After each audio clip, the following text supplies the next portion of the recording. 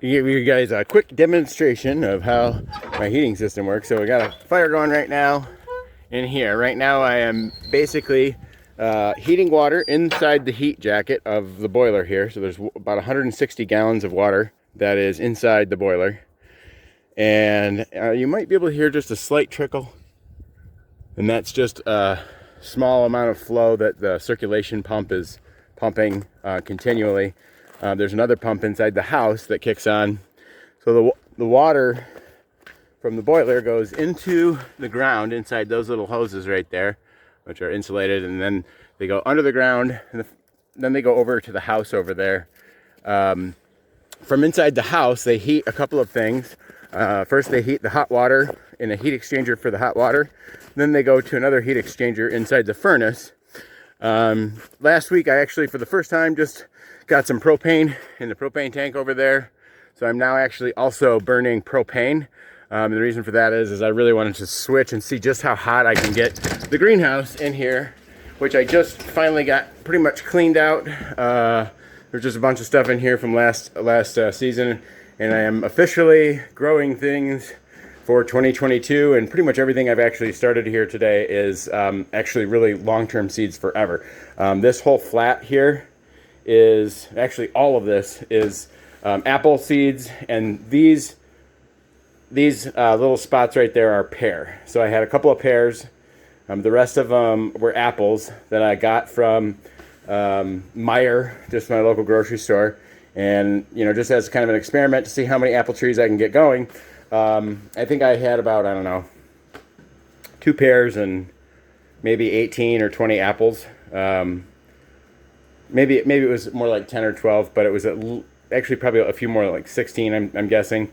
They didn't all have a lot of seeds in them. Some of them had more than others. And so basically I'd been soaking the seeds in just a little bit of water to soften up the husks of the seeds. And now today, some of them have actually already sprouted, and they had sprouted where they were. And then others are, still just kind of wet, slimy husks. So hopefully they'll sprout really soon. But I got them all planted in here. So these are all going to be apple trees or pears. And some of these have just 1 or 2. If there was a good already sprouted seed, and I know it's pretty much already germinated. I just pretty much put them in there by themselves. But the seeds that were a little bit more just not quite ready, not quite cracked open yet, those I kind of sprinkled in amongst a few different seeds in the pots that I've got. So I'm hoping I'm going to have at least a dozen or 2 dozen apple trees. Maybe, if they all germinate, then I'll end up with probably 36 or 40 plus. That's about maybe 50 is about how many seeds I had in total. I've also got some persimmons seeds coming. Those are going to be a much larger seed, and I'm going to get those started in here as well. Those are also a perennial tree. It creates an orange pitted fruit. And I've also got 20 chestnuts coming to get chestnut trees started. Hopefully going to get them all germinated and started right in here this spring to go outside this year yet. So we'll see how that goes. And then I've also got just an absolutely enormous bag of seeds that I'm going to have to get started here. I mean, I'm not going to get all of this started right now, but I've just got all kinds of stuff to get going on, your regular vegetable stuff. Got just the loofah gourds. I'm going to have my own loofahs that I'm brewing in my garden. Of course, green beans, my favorite. Peas. A bunch of flowers. Oh, and I also ordered a bunch of blue rose flower seeds. So really interested to see what some blue roses will look like when I get those going. But so yeah, so that I'm finally growing stuff in the greenhouse. That's really cool, and I'm really going to be excited to see just how. I'm really going to be curious to see just how warm it stays, because these 400 watt lights. This is a metal halide 400 watt bulb.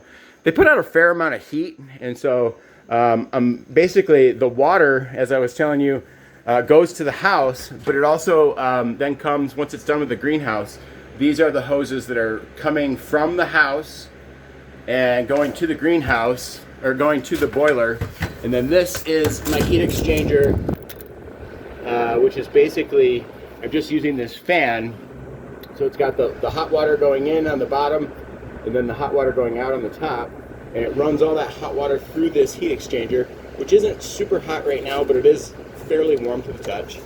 And then this fan has just been sitting here all winter long, blowing the hot air from the heat exchanger. Kind of comes right over here.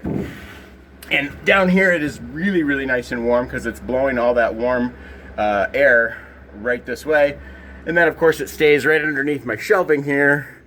So we've got the shelving being warmed underneath. So that will hopefully keep the heat really where I want it, between the light there and the heat from the boiler. Hopefully I'm gonna get some nice warm temperatures in here, especially since I'm now also gonna be burning a little bit of propane in the house.